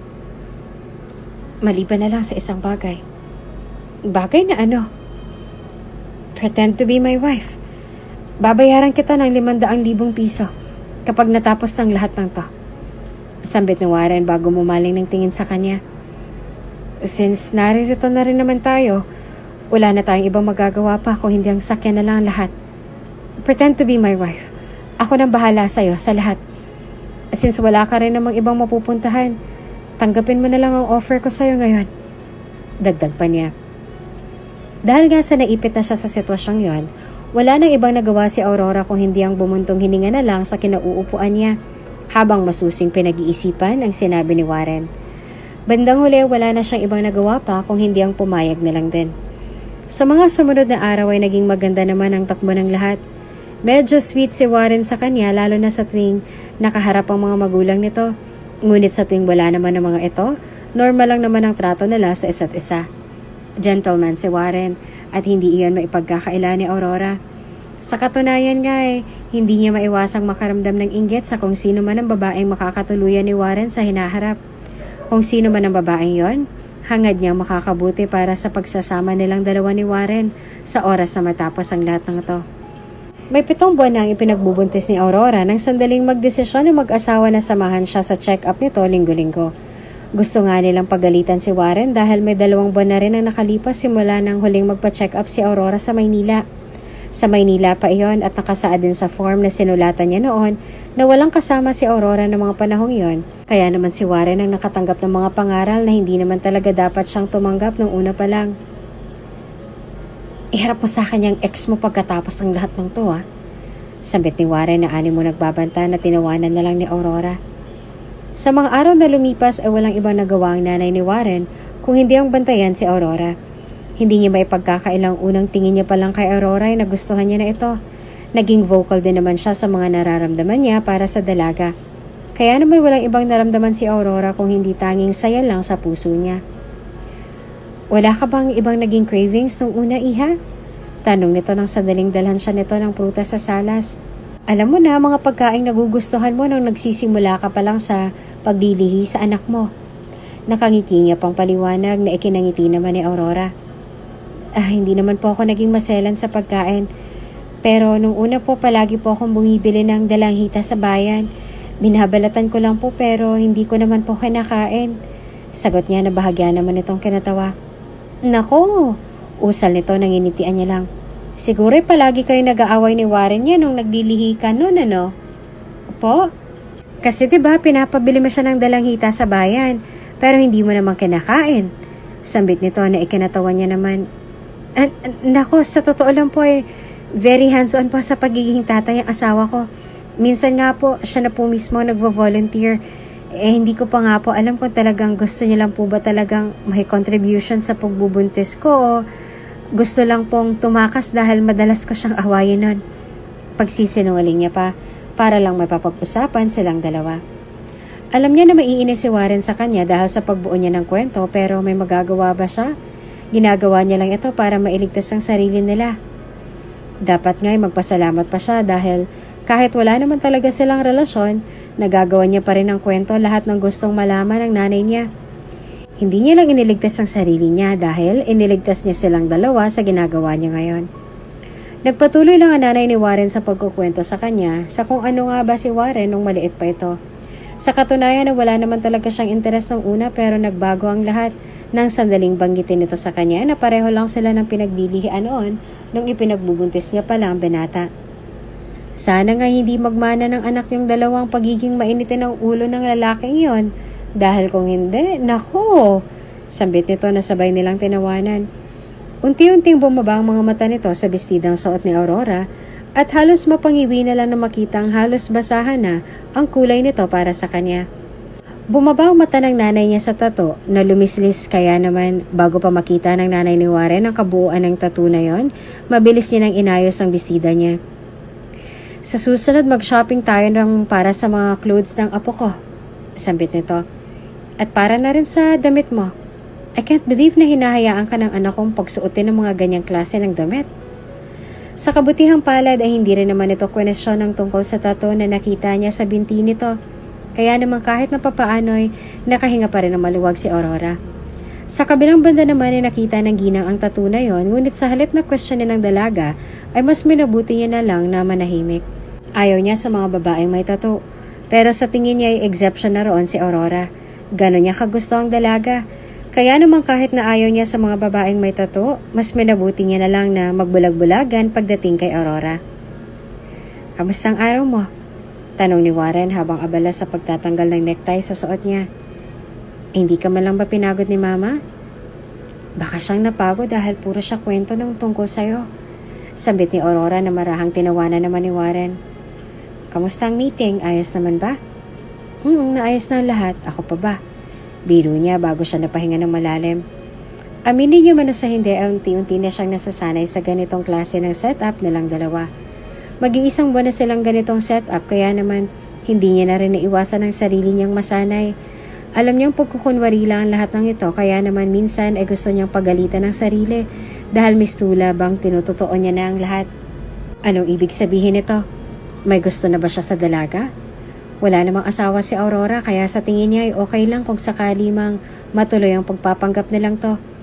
Handa siyang magpakatatay sa dinadala ng dalaga kung gustuhin man ito. Wala siyang problema sa bata dahil kahit na hindi ito sa kanya, kapag mahal siya ng dalaga at kapag nalaman niyang may gusto na rin ito sa kanya, ituturing niya na ring anak ang dinadala nito. Wala na siyang pakialam sa babaeng naka one night stand niya noon dahil para sa kanya, si Aurora na ang gusto niyang makasama ngayon. Gabi na. Puna ni Aurora bago siya nagdesisyong umupo sa bakanting sun lounger na katabi ng inuupuan ni Warren. Hindi ko alam na umiinom ka pala ng alak. Pampatulog lang at hindi naman madalas. Aniya bago pa siya sumimsim at bumaling ng tingin kay Aurora na ngayon ay animong nahihirapan na sa dinadala niya. Ano na nga palang balita sa ama ng dinadala mo? May balak pa ba siyang makipagbalikan sa'yo? Imposible na mangyari yun, Warren. At isa pa, kung bumalik man siya, alam kong suntok na yun sa buwan. Aniya bago bahagyang natawa at umiling na lang sa tanong ni Warren. One night stand lang kasi nangyari sa aming dalawa. Ni hindi ko man nga lang nakilala yung lalaking yun. Ni hindi ko man lang nakita yung mukha niya nung gabing yun. Kahit na nga nung nagising ako kinabukasan. Alam ko sa sarili kong wala naman rin mangyayari sa amin kaya iniwan ko siya. Bahagyang natigilan si Warren ng dahil sa narinig. Hindi niya alam pero tila ba hindi niya inaasahan ang pag-aaming yun sa kanya ni Aurora. Hindi niya alam kung matatawa ba siya o ano. Si Aurora, tinakasan ng lalaking naka one night stand niya. Unti-unting umangat ang labi niya at nang tumakas ang isang ngiti sa labi niya ay mabilis na siyang tumikim upang matabunan ang ngiti niyang yon. Ikaw ba? Ha? Tanong niya at halos masamid na makita niyang nakabaling na sa kanya si Aurora. Anong ako? Bakit hindi ka pa mag-asawa? Tanong ni Aurora bago nag-iwas ang tingin sa kanya. Nasabi sa akin ng mama mo kanina na may sakit ang daddy mo, kaya yun ang dahilan kung bakit pinagmamadali ka nila ngayon sa pag-aasawa. Bukod pa ron, nasa tamang edad ka na rin, kaya bakit hindi ka pa mag-asawa? May hinihintay akong dumating nung una pero aniya bago nag-iwas ang tingin kay Aurora na ikinakunot naman ito ng noo. Pero hindi ko alam, siguro nagsawa na ako sa kahihintay sa isang bagay na wala namang kasiguraduhan kung babalik pa. Sambit ni Warren bago tumikim at muli nag-iwas ang tingin sa kanya. Tulad na nangyari sa'yo, may babae rin nakakuha sa atensyon ko. Ang pinagkaiba lang natin dalawa, ikaw yung tumakas. At ako naman, yung tinakasan niya. So, ibig bang sabihin nun? Tama ka, one night stand. Aniya bago nagkibit ng balikat, lalo na nang bumagsak ang panga ni Aurora sa labis na gulat sa pag-amin niya. Well, gano'n naman talaga. Ang hiling ko lang sana nasa mabuting kalagayan na siya ngayon, saan man dako ng daigdig siya naroon. May minsan ko na rin siyang hinahanap pero wala eh. Ayaw magpakita. Ayaw lumabas. Dagdag pa niya. Hindi na rin naman muling kumibo pa si Aurora kaya naman muling natahimik ang gabi niyang yon. Sa mga sumunod na araw ay sinubukan niyang gugulin ang sarili niya sa pag-aasikaso sa mga trabaho niyang nabinbin sa mesa. Hindi niya alam pero tila ba may gumugulo sa isipan niya nitong mga nagdaang araw. Hindi niya alam kung dahil ba yun sa pinag-usapan nilang dalawa ni Aurora o may iba pang dahilan. Oo, sekreto niyang minamahal si Aurora. Hindi niya lang alam kung paanong aaminin yun sa dalaga dahil wala siyang ideya sa kung ano man ang nararamdaman nito ngayon sa kanya. Kung mahal ba siya nito tulad niya o baka naman kaibigan lang ang tingin nito sa kanya. Natigil lamang siya sa mga naiisip niya na sandaling makarinig siya ng katok mula sa labas ng pintuan ng opisina niya. Hindi kalaunan na bumukas iyon at agad na ibinulugan nito ang nanay niya na ngayon ay may malaking ngiti sa labi. Kamusta, iho? Bakit, ma? Tanong niya na ikininguwi naman ito agad. May problema ba? Actually, anak, meron. Saad niya bago matamis na ngumiti sa kanya. Walang ibang nagawa si Aurora kung hindi ang kunot noong binalingan ng tingin ng ginang na ngayon ay may malaki na ring ngiti sa labi habang naglalakad pababa ng hagdan kasundusi. Gusto ko nang mamili ngayon ng gamit para sa apo ko kaya gusto kong sumama kayong dalawa. Sambit nito. Bago muling bumaling sa asawa niya, nanginitian naman ito. At ayoko rito sa probinsya para makasigurado tayo sa dekalidad at hindi mapeke, doon tayo sa Maynila mamimili. Ma, hindi pa pwedeng dito na lang? Anong dito? Gusto ko nga doon. Pero may trabaho pa ako. Sambit ni Warren bago bumaling kay Aurora at napaangat na lang ang kilay nang makitang hindi komportable si Aurora sa ayos niya mula sa pagkakaupo. Aurora, okay ka lang ba? Malamig ng butil ng pawis sa noo ni Aurora ng mga oras na yon. Aminin niya man o sa hindi ay may nararamdaman siyang kung ano sa tiyan niya. Oo, sanay na siya sa paninipa ng anghel sa tiyan niya nitong mga nakalipas na buwan. Pero ngayon, pakiramdam niya ay kakaiba ng sipang yon na nararamdaman niya ng mga oras na yon. Aurora? Okay lang ako, Warren. Aniya na sinikap na maging maayos ang tono bago ngumiti sa mag-asawa na ngayon ay may pag-aalala na nakatitig sa kanya. Hindi rin naman nagtagal ang discomfort na nararamdaman niya dahil lang sandaling nasa biyahe na sila patungo sa Maynila, tila ba muling nawalang nararamdaman niyang yun. Weirdo para sa kanya dahil sa loob ng 8 buwan niyang pagbubuntis, ngayon niya lang naramdaman ang hindi pamilyar na sakit na iyon. Sandali nga lang, kung iba ang guhit ng sakit na nararamdaman niya kanina sa tiyan, posible nga bang? Abalan na sila ngayon sa pamimili ng mga gamit ng anak niya nang sandaling mapahawak siya sa estanteng naroon nang muling gumuhit ang sakit na iyon. Napagtanto niya lang na manganganak na siya nang sandaling maramdaman niyang pumutok ang panubigan niya na ikinalaki ng mga mata niya. Aurora!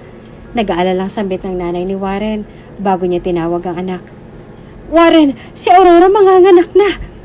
Mabilis na tumakbo si Warren patungo sa direksyon niya upang buhatin si Aurora. Dahil sa sakit na nararamdaman, walang iba nagawa si Aurora kung hindi ang magkagat na lang ng labi. Bago yumakap sa leeg ni Warren nang magsimula ang binata na itakbo siya patungo sa labas. Mabuti na lang at may ambulansya na nakaantabay sa gilid ng mga oras na yon. Sinadya pa iyong ipadala ni Warren dahil unang tingin niya pa lang sa dalaga nung una niya itong makita kaninang umaga. Natitiyak niya ngayon ang oras ng panganganak nito. Hindi niya alam kung guts lang ba talaga yon pero pakiramdam niya ay may kung anong kumukonekta sa kanilang dalawa ni Aurora ng mga oras na yon. It's a boy! Balita ng nanay niya na nauna pa yatang nalaman ng gender ng anak nila bago pa yata ang nanay ng sanggol na iyon. I can't believe na may apo na ako, Warren. At hindi ka maniniwala sa nakita ko. He looked exactly like you when you were a child, Warren. I swear. Para ako nakakita ng baby Warren sa apo ko. Walang iba nagawa si Warren kung hindi ang mapabuntong hininga na lang. Nasa recovery room si Aurora ngayon dahil nga na-CS siya. Medyo mabigat ang baby niya kaya naman hindi na rin naman sila nagtaka pa kung bakit tila ba hirap na hirap si Aurora sa pagdala sa anak niya nitong mga nakaraang linggo. Hindi kalaunan na may lumapit na nurse sa kanila. Nakangiti niyang iniabot kay Warren ang anak ni Aurora at halos manubig-nubig naman ang mga mata niya sa nasaksihan. Hindi niya alam kung bakit pero tila ba nakaramdam siya na kung ano sa puso niya nang sandaling makita niya ang mga mata nito. Paano kaya kung kamukhang kamukha mo siya, iho? Sambit ng daddy niya bago ngumiti kay Warren na ikinabilis ng tibok ng puso niya. Paano nga kaya kung si Aurora at ang babaeng nakaniig niya nung gabing yun ay iisa lang? Medyo malaki ang mundo kaya imposible ang iniisip niya ng mga oras na yon. Pero paano nga kung posible? Hindi niya maipagkakailang magkahawig na magkahawig ang kwento nilang dalawa kaya naman hindi niya naiwasang makaramdam ng kung ano. Kaba dahil magiging ama na siya? Excitement dahil paano kung totoo nga ang konklusyon niya? At nervyos dahil paano kung hindi siya mahal ni Aurora? Lahat ng mga katanungang gumugulo sa isip niya ng sandaling yon ay nabigyan ng kasagutan ng sandaling makita niyang tato sa binti ni Aurora na lumislis sa bestida nitong suot. Agad na nanubig ang mga mata niya dahil tama siya sa kanyang inakala. Si Aurora at ang babaeng nakilala niya sa resort na yon ay iisa lang. Pagmulat ng mata ni Aurora, ang mga magulang agad ni Warren ang bumungad sa kanya. Buhat ng mga ito ang anak niya kaya naman mabilis na nanubig ang mga mata niya nang dahil sa pagiging emosyonal ng sandaling ibigay ng mga ito sa kanya ang anak niya. Gusto niya nga magtaka dahil wala roon si Warren, kaya naman marahan siyang bumaling sa mga magulang nito na nakuha naman ang mga ito. Lumabas si Warren para asikasuhin ang birth certificate ng anak ninyo, iha. Sambit nito bago ngumiti sa kanya na tipid niya namang initian. Paano kaya niyang aaminin sa mga ito na hindi naman talaga si Warren ang ama ng dinadala niya? Bago pa man niya maibuka ang mga labi nito, ay agad nang pumasok ang nurse na nag-asikaso sa kanya, dalang birth certificate ng anak niya. Ibinigay niya pa muna sa mga magulang ni Warren ang anak niya bago niya kinuha ang birth certificate. Halos mamilog ang mukha niya nang makita kung anong nakalagay sa birth certificate nito. Bakit apelido niyang inilagay niya sa birth certificate ng anak ko? Tanong niya sa isip na hindi naman niya binigyan ng boses dahil nandito ang mga magulang ni Warren. Hindi kalaunan ay bumukas ang pintuan at ibinulagan nito si Warren na ngayon ay nangingiting lumapit sa direksyon kung nasaan siya dalang mga bulaklak na binili niya para sa dalaga. Kamustang mag-ina ko? Nangingiting tanong ni Warren bago siya bumaling kay Aurora at ngumiti na hindi malang ginantihan ni Aurora dahil sa pagkabigla. Long time no see, Aurora. Sana nakapagpahinga ka ng maayos. Dagdag niya pa bago humagikik, lalo na nang makita niya ang pagkagitla sa mukha ng dalaga. Hinintay pa muna nilang lumabas ang mga magulang nila kasama ng apo nila bago siya nagkaroon ng pagkakataon na aminin kay Aurora lahat ng nalaman niya. Tulad ng naramdaman niya kanina, gulat din ang bumakas sa mukha nito. At nang makita niyang panunubig sa gilid ng mga mata nito, wala nang ibang nagawa si Warren kung hindi ang nangiti na lang at yakapin si Aurora. Matagal kitang hinanap, Aurora. Matagal ko kayong hinanap. Aniya bago niya sinubsob ang mukha sa leeg ng dalaga na ikinaiyak naman ito sa balikat niya. Please lang, huwag mo na akong tatakasan ulit. Baliw ka. Singhal ni Aurora bago niya sinapok sa balikat si Warren na ikinatawa naman ito. Kahit na papaano ay naging maganda naman ang takbo ng lahat. Ginusto ni Warren na bumawi sa mag-ina niya at nangako rin siya kay Aurora na kahit na anong mangyari, papakasalan niya ito tulad ng pinangako niya rito noon pa man sa sarili niya. Alam niyang magugulat ang mga magulang niya kaya naman mas minabuti niya na lang na ilihim ang kung anumang namagitan sa kanilang dalawa ni Aurora noon. Nanatili lang sa ospital si Aurora sa mga lumipas na araw. Si Warren ang nag-asikaso sa kanya habang nagpapagaling siya sa sugat na meron siya nung isinilang niya ang anak nila. Minsan ay dumadalo pa sa kanya si Melba kaya naman kahit na papaano ay nabuo na rin ang araw niya sa loob ng ospital na iyon. Anong gusto mong dinner mamaya? Pagluluto kita. Kasalukuyang naglalakad ngayon si Warren sa koridor ng hospital habang si Aurora naman ay walang iba nagawa kung hindi ang mapaisip sa tanong ni Warren hanggang nanatili pa rin nakaupo sa wheelchair na tinutulak nito. Kahit ano na lang, magaling ka naman sa lahat, sambit ni Aurora bago sila natawa.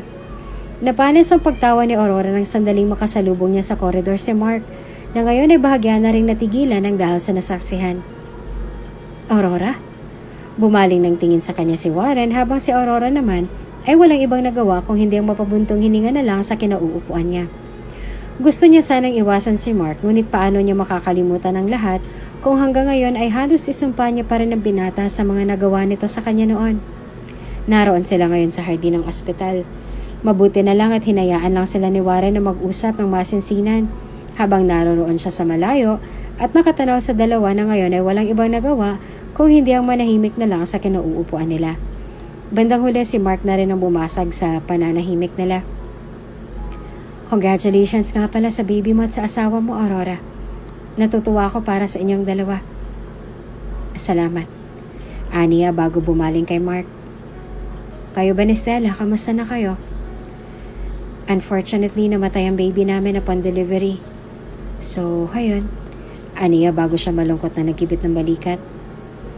Nasa recovery room pa rin si Stella hanggang ngayon. Hanggang ngayon ay hindi niya pa rin matanggap yung nangyari sa anak naming dalawa. I'm sorry, Mark. Okay lang. Siguro nga marahil ay yun ang naging kabayaran namin sa lahat ng ginawa namin sa'yo. Aniya kay Aurora na hindi naman ito sinagot. Gusto ko nga palang humingi ng patawad sa'yo. At aaminin kong natutuwa ako dahil sa wakas, nahanap mo ng lalaking kukumpleto sa buhay mo na hindi ko nagawang ibigay sa'yo nun. Sinabi mo pa. Aniya bago nangiti ng matanaw sila Warren na nasa malayo. Salamat nga pala, Markson, sa lahat. Kung hindi dahil sa inyong dalawa ni Stella, hindi ko siya makikilala. Walang iba nagawa si Mark kung hindi ang mangiti na lang at matahimik. Hindi kalaunan ay tuluyan na nga sila ng paalam sa isa't isa at nangakong iyon na rin ang huli nilang pagkikita sa isa't isa. Naunawaan naman ni Warren ang lahat ng ibinahagi ni Aurora sa kanya ang naging pag-uusap nila ng araw ring yon. Pagkatapos ng naging recovery ni Aurora, hindi kalaunan ay tuluyan na rin silang lumabas sa ospital kasama ang anak nilang dalawa. Hindi may ipagkakaila ni Aurora na malaking pasasalamat niya dahil sasalubungin niya ang anak niya sa mundong ito ng may tatay nang gagabay sa kanya. Malayong-malayo sa kung anumang maiisip niya noon pa man. Nangako naman si Warren sa kanya na ibibigay niya ang lahat sa mag-ina at nangako rin na gagawin niya ang lahat para lang mabawi niya lahat ng oras na hindi niya naibigay sa mag-ina noong una pa lang. Hindi kalaunan ay tuluyan na nga silang nagpakasal at namuhay ng payapa sa probinsyang yon, kasama ng mga magulang ni Warren at ng batang bumuo sa relasyong minsan na nilang pinangarap noon pa man.